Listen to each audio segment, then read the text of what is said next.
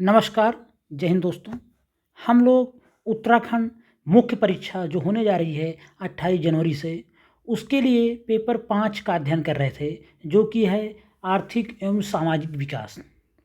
उसके अंतर्गत जो आज का टॉपिक है वह है अंतर्राष्ट्रीय मुद्रा कोष। बहुत ही महत्वपूर्ण टॉपिक है। वैसे तो पिछले साल यहाँ से कोई क्वेश्चन नहीं आया था, लेकिन 2 नंबर, 5 नंबर, 8 नंबर और 16 नंबर किसी में भी यहाँ से प्रश्न पूछा जा सकता है। तो इसलिए यह बहुत महत्वपूर्ण टॉपिक है। सीधे हम बात करेंगे अंतर्राष्ट्रीय मुद्रा कोष, इंटरनेशनल मॉनेटरी फंड के बारे में। पूरा विस्तार से अध्ययन करेंगे। सबसे पहले देखेंगे अंतर्राष्ट्रीय मुद्रा कोष की कल्पना पहली बार वर्ष 1944 में संयुक्त राष्ट्र संघ द्वारा आयोजित ब्रेटन वुड्स सम्मेलन में की गई थी। इस सम्मेलन का आयोजन संयुक्त राज्य अमेरिका के न्यू हैम्पशायर नामक शहर के ब्रेटन वुड्स नामक स्थान पर किया गया था। तो यहाँ से जो एक फैक्ट निकल के आता है उसके बारे में आगे और अभी थोड़ा पढ़ लेते हैं हम। ब्रेटन वुड्स सम्मेलन की बात करें, इसी के द्वारा IMF का गठन किया गया। क्वेश्चन आए हुए हैं प्रीलिम्स में कि IMF का गठन किस सम्मेलन के द्वारा हुआ है, किस वार्ता द्वारा हुआ है। तो ब्रेटन वुड्स सम्मेलन द्वारा IMF की स्थापना हुई थी। ये तो प्रीलिम्स बेस्ड फैक्ट है, या 2 नंबर में भी आ सकता है। तो ब्रेटन वुड्स सम्मेलन में अंतर्राष्ट्रीय मुद्रा कोष के साथ ही अंतर्राष्ट्रीय पुनर्निर्माण एवं विकास बैंक IBRD के गठन की भी कल्पना की गई थी। अंतर्राष्ट्रीय पुनर्निर्माण एवं विकास बैंक विश्व बैंक समूह की महत्वपूर्ण संस्था है। तो विश्व बैंक और IMF इन दोनों का जो गठन हुआ वह ब्रेटन वुड्स सम्मेलन से हुआ। यह क्वेश्चन बहुत बार पूछा गया है, चाहे स्टेट PCS रहे हों या कोई अन्य एग्जाम हो, कि इन कौन से मतलब ऐसी संस्थाएं हैं जिनका सम्मेलन ब्रेटन वुड्स में हुआ, या ब्रेटन वुड्स सम्मेलन द्वारा जिनकी स्थापना हो, जिनका निर्माण हुआ। तो अंतर्राष्ट्रीय मुद्रा कोष और विश्व बैंक इन दोनों का निर्माण हुआ ब्रेटन वुड्स सम्मेलन द्वारा। यह 2 नंबर में पूछा जा सकता है।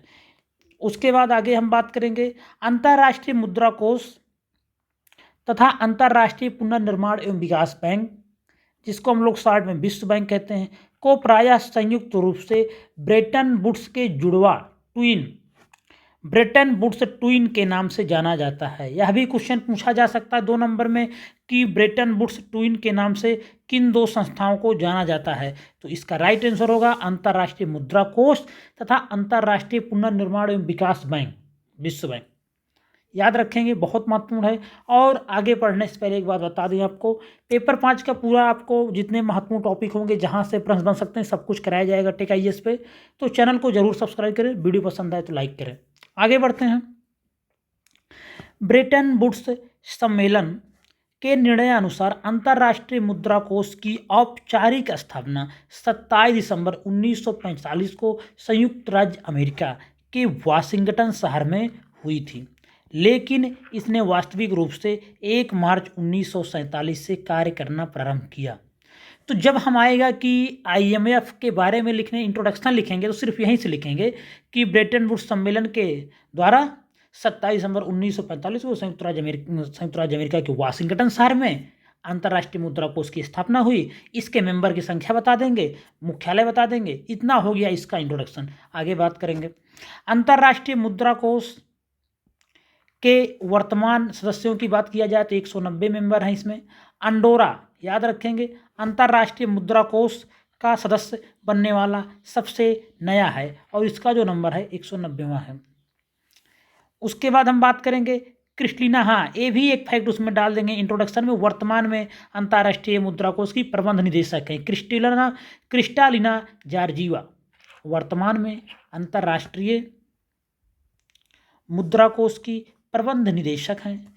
इसके प्रथम प्रबंध निदेशक कैमिल गट्ट थे। कोई महत्वपूर्ण नहीं है, इसको लिखने की भी आवश्यकता नहीं है, बस वर्तमान में जो महानिदेशक हैं, प्रबंध निदेशक हैं, उसको लिखेंगे, मेंबर लिखेंगे, मुख्यालय लिखेंगे, अंतिम जो भी मेंबर बना 190 उसको भी लिख देंगे। और ब्रिटेन वुड्स सम्मेलन द्वारा 27 दिसंबर 1945 को संयुक्त राज्य अमेरिका के वाशिंगटन शहर में इसकी स्थापना हुई। इतना इसका इंट्रोडक्शन पर्याप्त है। या आ जाए अगर 2 नंबर में या 5 नंबर में आ जाए तो 50 वर्ड में आएगा, तो इतना ही लिखना है, बस 50 वर्ड के लिए इतना पर्याप्त है। उसके बाद अंतर्राष्ट्रीय मुद्रा कोष की जिम्मेदारियां पूछी जा सकती हैं 5 नंबर में। अंतर्राष्ट्रीय मुद्रा कोष की जिम्मेदारियों के बारे में बात करें तो अंतर्राष्ट्रीय मौद्रिक सहयोग को बढ़ावा देना, सभी सदस्य देशों के आर्थिक विकास के लिए अंतर्राष्ट्रीय व्यापार के संतुलित विकास को सुविधाजनक बनाना, सदस्य देशों की मुद्रा विनिमय दर की स्थिरता को बढ़ावा देना, सदस्य देशों को भुगतान संतुलन की समस्या के समय आर्थिक सहायता प्रदान करना, बहुपक्षीय भुगतानों की व्यवस्था स्थापित करके विनिमय प्रतिबंधों को समाप्त करना अथवा कम करना, धन शोधन मनी लॉन्ड्रिंग तथा आतंकवाद के वित्तीयन को रोकने हेतु सदस्य देशों तथा अन्य अंतर्राष्ट्रीय संस्थाओं को सहयोग प्रदान करना। उसके बाद विश्व में गरीबी को कम करने के लिए प्रयास करना। तो यह सब जो भी हैं 7-8 जो भी हैं 7 पॉइंट बहुत महत्वपूर्ण है। इतना पर्याप्त रहेगा अगर 5 नंबर में आता है। और अगर 8 नंबर में आना है तो अंतर्राष्ट्रीय मुद्रा कोष क्या है, उसकी जिम्मेदारियों को लिखना पूरा आएगा ये सब, तो 8 नंबर भी बहुत अच्छे से आप लिख देंगे। एक बार इसको अच्छे से सुन लेंगे, PDF इसको टेलीग्राम ग्रुप में भी मिल जाएगा, वहाँ से चाहे PDF भी रख लेंगे तो आप बहुत अच्छा लिख जाएंगे। इसको समझ लेना है कि यूनाइटेड नेशन को भी समझ के ही कर लेना है, याद करने को आवश्यकता नहीं, उसका क्या काम है, उसके अगर हम रोल को समझ लेंगे तो सब कुछ लिख ले जाएंगे। उसी तरह IMF का जो नाम है, उसका नाम से उसके काम के बारे में पता लगता है, उसको समझ लेंगे तो बहुत अच्छे से लिख ले जाएंगे। आगे हम बात करेंगे अंतर्राष्ट्रीय मुद्रा कोष की प्रशासनिक संरचना। 5 नंबर में पूछा जा सकता है इंडिविजुअली। गवर्नर मंडल अंतर्राष्ट्रीय मुद्रा कोष की सर्वोच्च निर्णायक संस्था है, जिसमें इसके सभी 190 सदस्यों का प्रतिनिधित्व होता है। कोष के गवर्नर मंडल में प्रत्येक सदस्य देश द्वारा गवर्नर नियुक्त किया जाता है, जो उस सदस्य देश का वित्त मंत्री हो सकता है अथवा उसके केंद्रीय बैंक का गवर्नर होता है। और इसके साथ ही प्रत्येक देश द्वारा कोष के गवर्नर मंडल में एक वैकल्पिक गवर्नर भी नियुक्त किया जाता है, जो गवर्नर की अनुपस्थिति में गवर्नर मंडल की बैठकों में अपने देश का प्रतिनिधित्व करता है। संरचना, प्रशासनिक संरचना की बात कर रहा है। एडमिनिस्ट्रेटिव स्ट्रक्चर कैसे होता है उसको 5-6 लाइन में हम लोग दिखा देंगे जब 50 वर्ड में आएगा तो। और लिखा तो बहुत PDF आप इसको मिल जाएगा, बाकी जितना हाईलाइट किया हूँ उतना ही लिख के आपको आगे बढ़ जाना है अगली लाइन में। अंतर्राष्ट्रीय मुद्रा कोष और विश्व बैंक समूह के गवर्नर मंडल अपने संबंधित संस्थानों के काम पर चर्चा करने हेतु सामान्यतः वर्ष में एक बार मिलते हैं। अंतर्राष्ट्रीय मुद्रा कोष और विश्व बैंक समूह के गवर्नर मंडल अपने संबंधित संस्थानों के काम पर चर्चा करने हेतु सामान्यतः वर्ष में एक बार मिलते हैं। वहीं अगर हम बात करें अंतर्राष्ट्रीय मुद्रा कोष के गवर्नर मंडल को सलाह प्रदान करने हेतु गठित 24 सदस्यीय अंतर्राष्ट्रीय मौद्रिक एवं वित्तीय समिति की बैठकों का आयोजन वर्ष में 2 बार किया जाता है। तो अंतर्राष्ट्रीय मुद्रा कोष और विश्व बैंक समूह के गवर्नर मंडल अपने संबंधित संस्थानों के कामकाज पर चर्चा करने हेतु सामान्यतः वर्ष में एक बार मिलते हैं, इसको भी लिखना है।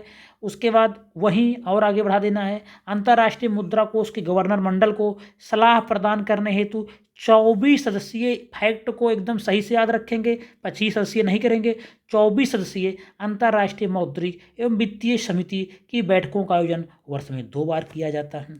आगे बढ़ेंगे, अंतर्राष्ट्रीय मुद्रा कोष के गवर्नर मंडल ने अपनी अधिकांश शक्तियों को कार्यकारी मंडल के पक्ष में प्रत्यायोजित कर दिया है, लेकिन सदस्य देशों का कोटा बढ़ाने, विशेष अधिकार SDR आवंटन, नए सदस्यों का प्रवेश, सदस्यों की अनिवार्य वापसी तथा समझौते के अनुच्छेदों एवं उपविधि में संशोधन करने के अधिकार अभी भी गवर्नर मंडल के पास हैं। क्या कह रहा है? अंतर्राष्ट्रीय मुद्रा कोष के गवर्नर मंडल ने अपनी अधिकांश शक्तियों को कार्यकारी मंडल जो एग्जीक्यूटिव बोर्ड होता उसके पक्ष में प्रत्यायोजित कर दिया है, लेकिन सदस्य देशों को कोटा बढ़ाना हो, विशेष सारण अधिकार हो, आवंटन हो, नए सदस्यों का प्रवेश हो, सदस्यों की अनिवार्य वापसी हो तथा समझौते के अनुच्छेदों एवं उपविधि में संशोधन करने के जो अधिकार होते हैं वह अभी भी गवर्नर मंडल के पास हैं। अंतर्राष्ट्रीय मुद्रा कोष का कार्यकारी मंडल इसके दिन प्रतिदिन के कार्यकलापों की देखभाल करता है। कार्यकारी मंडल में कुल 24 कार्यकारी निदेशक होते हैं जिनका चयन गवर्नर मंडल द्वारा किया जाता है। तो 24 कार्यकारी निदेशक होते हैं और 24 ही इसमें क्या होते हैं, जो इसकी समिति होती है 24 सदस्यीय अंतर्राष्ट्रीय मौद्रिक एवं वित्तीय समिति होती है, IMFC जो होती है उसमें भी 24 मेंबर होते हैं और कार्यकारी मंडल में कुल 24 ही कार्यकारी निदेशक होते हैं। बात करें अंतर्राष्ट्रीय मुद्रा कोष के गवर्नर मंडल को 2 मंत्रिमंडलीय समितियों की सलाह प्राप्त होती है, सिर्फ सलाह प्राप्त होती है। अंतर्राष्ट्रीय मौद्रिक एवं वित्तीय समिति इसमें भी 24 मेंबर होते हैं और विकास समिति, अंतर्राष्ट्रीय मौद्रिक एवं वित्तीय समिति ऊपर हम लोग पढ़े थे, इसमें मेंबर कितने होते हैं 24। और दूसरी कौन है, विकास समिति। 2 समितियों से सलाह, 2 मंत्रिमंडलीय समितियों से सलाह प्राप्त होता है IMF को। बात करें अगर हम इसमें विकास समिति में, तो विकास समिति में 25 सदस्य होते हैं, याद रखेंगे। यहाँ पे आगे देखते हैं अंतर्राष्ट्रीय मुद्रा कोष की विकास समिति का गठन अक्टूबर 1974 में किया गया। इसमें कुल 25 सदस्य होते हैं जो अंतर्राष्ट्रीय मुद्रा कोष एवं विश्व बैंक के गवर्नर मंडल के मेंबर होते हैं। इस प्रकार यह संयुक्त समिति है जो अंतर्राष्ट्रीय मुद्रा कोष एवं विश्व बैंक के गवर्नर मंडल को जटिल विकासात्मक मुद्दों तथा विकासशील देशों में आर्थिक विकास को बढ़ावा देने के लिए आवश्यक वित्तीय संसाधन के लिए सलाह देती है। तो अंतर्राष्ट्रीय मुद्रा कोष की जो विकास समिति होती है इसका गठन अक्टूबर 1974 में हुआ। 25 सदस्य होते हैं इसमें।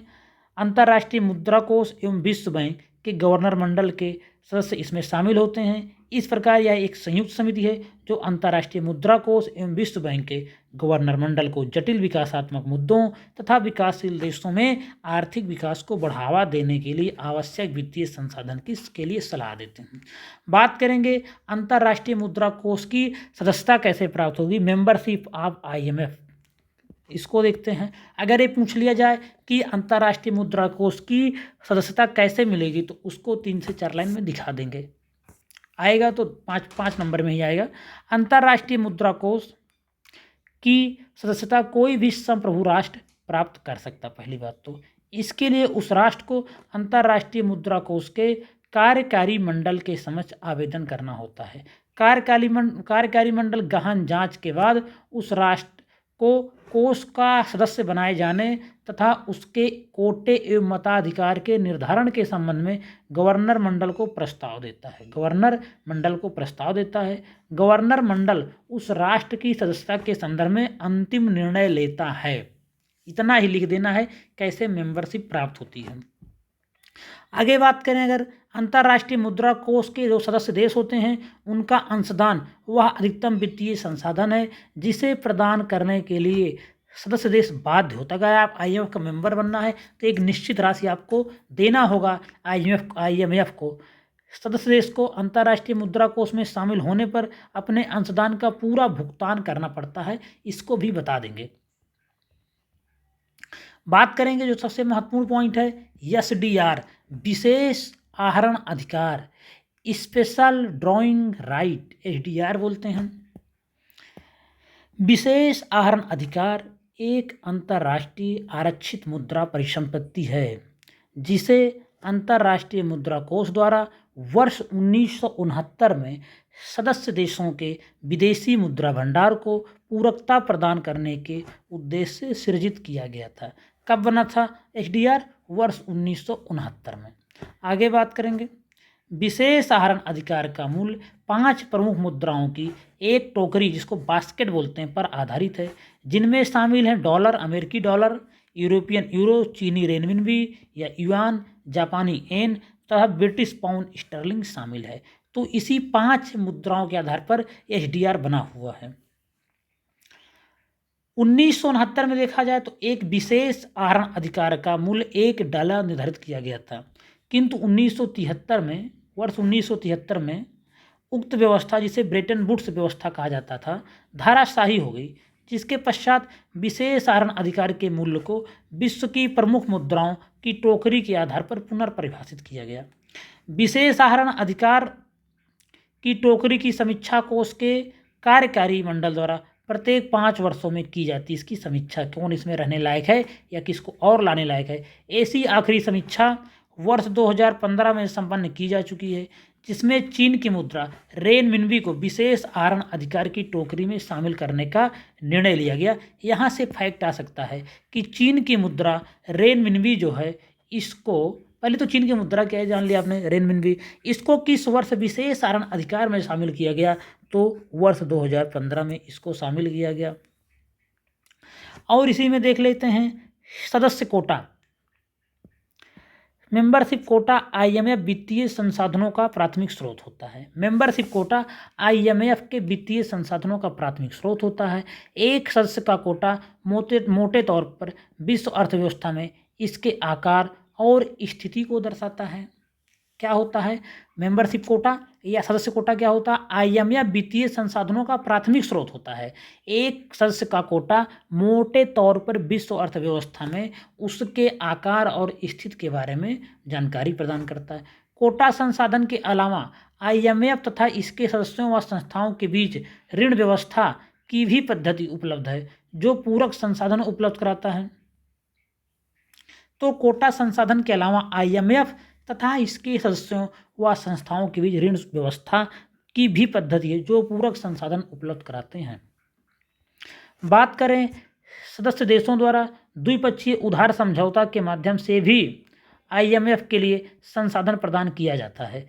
30 मार्च 2020 को कार्यकारी बोर्ड ने BBA बायलैटरल बोरोइंग एग्रीमेंट के एक नए दौर के लिए एक उधार ढांचे को मंजूरी दी है। तो यह सब तो इसका महत्वपूर्ण पॉइंट थे जो कि शामिल हो जाएंगे। विशेष आहरण अधिकार और जो स्पेशल कोटा होता है, मेंबरशिप कोटा होता है IMF में, उसके बारे में। कोटा के अलावा IMF तथा इसके जो मेंबर होते हैं वह संस्थाओं के बीच ऋण सुविधा की भी पद्धति है, जो पूरक संसाधन उपलब्ध कराता है। जो इसके मेंबर होते हैं उनको द्विपक्षीय उधार समझौता के माध्यम से भी IMF के लिए संसाधन प्रदान किया जाता है। बात करेंगे अंतर्राष्ट्रीय मुद्रा कोष द्वारा सदस्य देशों को प्रदान किए जाने वाले ऋण के बारे में। यह भी बहुत महत्वपूर्ण है, पूछा जा सकता है 5 नंबर 8 नंबर में। तो अंतर्राष्ट्रीय मुद्रा कोष द्वारा सदस्य देशों को भुगतान संतुलन की समस्या से निपटने के लिए आर्थिक सहायता प्रदान की जाती है। यह सहायता प्रायः ऋण के रूप में होती है। कोष द्वारा सदस्यों को उनकी आर्थिक स्थिति के आधार पर 2 प्रकार के ऋण प्रदान किए जाते हैं। एक है गैर रियायती ऋण, दूसरा है रियायती ऋण। अंतर्राष्ट्रीय मुद्रा कोष द्वारा विकसित और विकासशील अर्थव्यवस्था वाले सदस्यों को तत्कालिक भुगतान संतुलन की समस्या के समाधान और आर्थिक विकास को बढ़ावा देने के उद्देश्य से गैर रियायती ऋण प्रदान किया जाता है। जो विकसित और विकासशील अर्थव्यवस्था हैं उनको गैर रियायती ऋण प्रदान किया जाता है, उन पर कोई दया नहीं है, सिंपल समझिए। लेकिन गैर रियायती ऋण अल्प अवधि एवं मध्यम अवधि के होते हैं। ऋण प्राप्तकर्ता देश को ऋण के बदले ब्याज का भुगतान करना होता है। जब तक आप ऋण लियो ब्याज आप देते रहोगे IMF को, IMF इससे पैसा कमाती है। अंतर्राष्ट्रीय मुद्रा कोष द्वारा अल्प विकसित अर्थव्यवस्था वाले तथा आर्थिक रूप से कमजोर सदस्य देशों को उनके भुगतान संतुलन की समस्या के समाधान तथा आर्थिक विकास को प्रोत्साहन प्रदान करने के उद्देश्य से रियायती ऋण प्रदान किया जाता है। इनको क्या होता है, जो अल्प विकसित अर्थव्यवस्था हैं उनको रियायती ऋण प्रदान किया जाता है। अब रियायती ऋण के पास क्या खासियत है? रियायती ऋण प्राप्तकर्ता सदस्य देशों को केवल प्राप्त ऋण की राशि ही अंतर्राष्ट्रीय मुद्रा कोष को वापस करनी होती है तथा उन्हें प्राप्त ऋण के बदले ब्याज के भुगतान से छूट प्रदान की जाती है। अंतर्राष्ट्रीय मुद्रा कोष में शामिल होने की कुछ शर्तें हैं, उसको देख लेते हैं। पूछा जा सकता है साफ 5 नंबर में अंतर्राष्ट्रीय मुद्रा कोष की शर्तें क्या हैं, कंडीशन होता है ये शर्तावली। तो पहली शर्त यही है, अंतर्राष्ट्रीय मुद्रा कोष द्वारा सदस्य देशों को ऋण प्रदान करते समय कुछ शर्तें आरोपित की जाती हैं जिन्हें अंतर्राष्ट्रीय मुद्रा कोष की शर्तावली के रूप में जाना जाता है। दूसरा है ऋण प्राप्तकर्ता देशों द्वारा प्रायः इन शर्तावलियों का विरोध किया जाता है। ऋण प्राप्तकर्ता देशों द्वारा प्रायः इन शर्तावलियों का विरोध किया जाता है और कहा जाता है कि ये शर्तावलियाँ ऋण प्राप्तकर्ता देश के सामाजिक एवं मानव विकास की प्रक्रिया को बाधित करती हैं। उसके बाद अगर हम बात करें अंतर्राष्ट्रीय मुद्रा कोष की कुछ शर्तावलियाँ निम्नलिखित हैं जिनका प्राप्तकर्ता देशों द्वारा पालन करना अनिवार्य होता है। पहला क्या है, राजकोषीय घाटे में आपको कमी करना पड़ेगा, निजीकरण को बढ़ावा देना पड़ेगा, सदस्य देशों की मुद्रा को विदेशी लेन देन के लिए नियंत्रण मुक्त किया जाना चाहिए, सरकारी कर्मचारियों की संख्या में कमी की जाए, सब्सिडी में कटौती की जाए, लचीले श्रम क्षेत्र सुधारों को लागू किया जाए। ऋण प्राप्तकर्ता देशों द्वारा उपयुक्त शर्तावलियों की इसलिए भी आलोचना की जाती है क्योंकि सभी शर्तें ऋण प्राप्तकर्ता देशों के लिए समान होती हैं, चाहे उनकी समस्याओं का कारण अलग अलग क्यों ना हो। इस तरह से यह हो गया। अब बात करेंगे, देख लेते हैं भारत एवं अंतर्राष्ट्रीय मुद्रा कोष के कैसे संबंध रहे, ये भी पूछा जा सकता है 2 नंबर 5 नंबर में। तो भारत अंतर्राष्ट्रीय मुद्रा कोष के संस्थापक सदस्यों में से एक है। भारत 27 दिसंबर 1945 को IMF में शामिल हुआ। भारत एवं अंतर्राष्ट्रीय मुद्रा कोष के मध्य सदैव मित्रवत संबंध रहे। पूर्व में अंतर्राष्ट्रीय मुद्रा कोष द्वारा भारत को भुगतान संतुलन की समस्या के समाधान हेतु ऋण उपलब्ध कराया गया, जबकि वर्तमान में भारत इसके वित्त पोषक राष्ट्रों में शामिल है। अंतर्राष्ट्रीय मुद्रा कोष की 14वीं सामान्य समीक्षा लागू किए जाने के पश्चात इसमें भारत का कोटा 2.76% तथा वोटिंग शेयर 2.63% हो गया है। इस प्रकार भारत अंतर्राष्ट्रीय मुद्रा कोष का 8वां सर्वाधिक कोटा धारक एवं वोटिंग शेयर वाला राष्ट्र बन गया है, 8वें नंबर पे। वर्ष 1991 के दौरान अंतर्राष्ट्रीय मुद्रा कोष द्वारा भारत को ऋण प्रदान करते समय शर्तावलियां आरोपित की गई। फलस्वरूप भारत द्वारा नई आर्थिक नीतियां लागू की गई जिनके अंतर्गत उदारीकरण, निजीकरण एवं वैश्वीकरण की प्रक्रिया प्रारंभ की गई थी। भारत अंतर्राष्ट्रीय मुद्रा कोष में अपनी भूमिका में वृद्धि के लिए सदैव प्रयासरत रहा है। इसी क्रम में भारत द्वारा अंतर्राष्ट्रीय मुद्रा कोष के कोटा एवं प्रशासनिक सुधार हेतु लगातार मांग की जा रही है। भारत अंतर्राष्ट्रीय मुद्रा कोष में अपनी भूमिका के लिए बहुत चिंतित है, अपनी भूमिका में वृद्धि के लिए सदैव प्रयासरत रहा है। इसी क्रम में भारत द्वारा अंतर्राष्ट्रीय मुद्रा कोष के कोटा एवं प्रशासनिक सुधार हेतु लगातार मांग की जा रही है। अंतर्राष्ट्रीय मुद्रा कोष में सुधार क्या क्या किया जा सकता है, पूछा जा सकता है, बहुत हॉट टॉपिक है। तो अंतर्राष्ट्रीय मुद्रा कोष की सदस्य देशों द्वारा प्रायः निम्नलिखित आधारों पर आलोचना की जाती है। पहला, संयुक्त राज्य अमेरिका एवं उसके सहयोगी पश्चिमी यूरोपीय देशों का अंतर्राष्ट्रीय मुद्रा कोष में प्रभुत्व। संयुक्त राज्य अमेरिका की अप्रत्यक्ष वीटो शक्ति।